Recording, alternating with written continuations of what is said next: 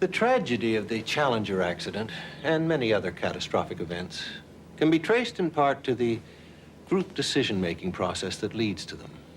Among the causes of faulty group decisions, few have received more attention or study than in groupthink. Simply stated, groupthink is a mode of thinking in which group members' premature striving for agreement somehow overrides their ability to realistically appraise alternative courses of action. Now, when and why does this groupthink occur? Ironically, it may stem from the very bonds that draw us together into groups in the first place. In the early 70s, renowned psychologist Dr. Irving Janis first identified groupthink and theorized it could be brought on by something he called group cohesiveness. Well, basically, a cohesive group is one whose members are very positive in their feeling toward the group and are very strongly motivated to retain their membership in the group. Now, you can look at executive committees, work groups of various types, friendship cliques, athletic teams. All of these show characteristic signs of group cohesiveness. See very strong esprit de corps, strong feelings of solidarity, sense of we feeling that pervades the group, and it has a very profound effect on their morale and on their readiness to carry out the tasks of the group, and above all, to live up to the norms of the group. One of the consequences of high cohesiveness is a tendency for the members of the group to strive toward agreement, and this is a concurrence-seeking tendency that is at the core of groupthink. Since Dr. Janis first developed the groupthink hypothesis, psychologists have discovered a number of additional factors that can predispose group members to engage in groupthink. A highly insulated group with restrained access to outside ideas, a stressful decision-making context, such as that brought on by budgetary restraints, external pressure, or a history of recent setbacks. Isolation, stress, budgetary pressures, factors we all commonly face in a wide variety of decision-making situations. But how do the dynamics of groupthink actually originate? And how can we avoid becoming victims of groupthink in our own organizations?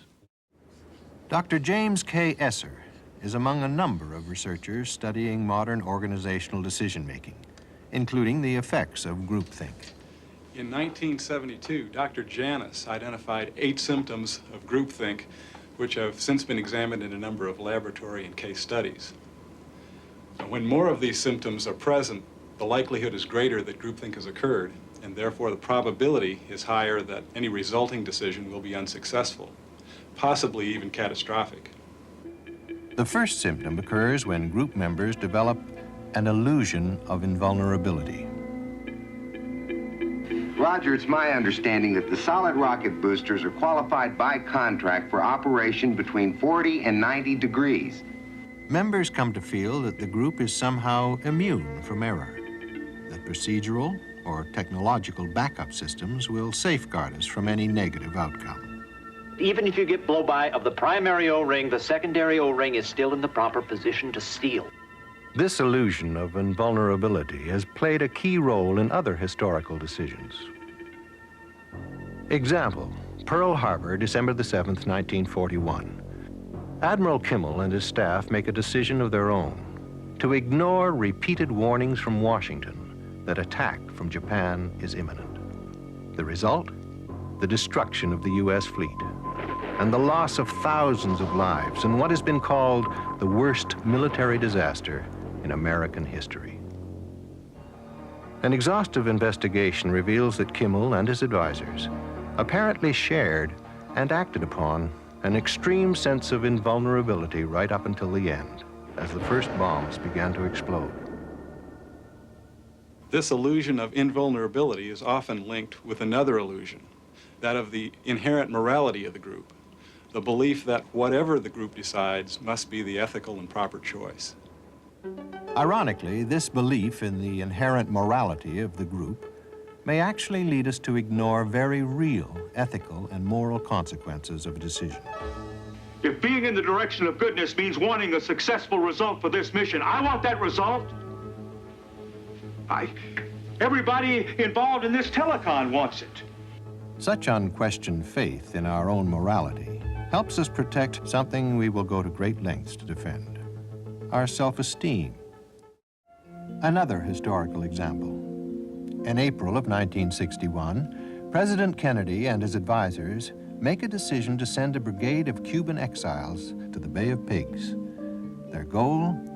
The overthrow of Fidel Castro's communist government.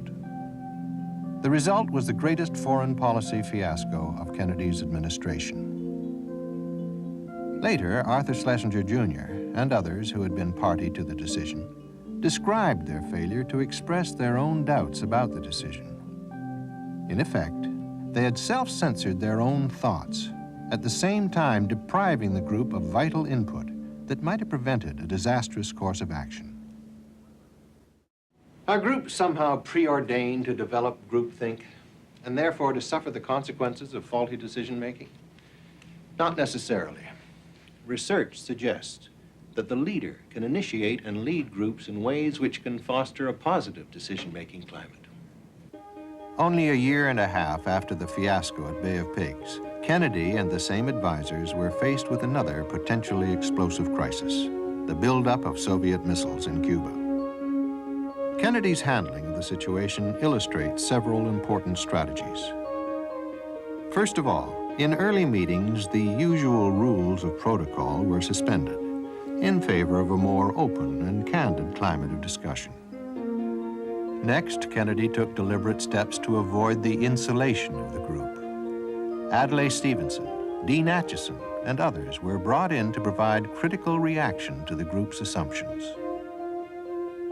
Third, each individual member of the group was assigned the role of critical evaluator, charged with critiquing not just those areas about which they had special expertise, but the larger policy problems.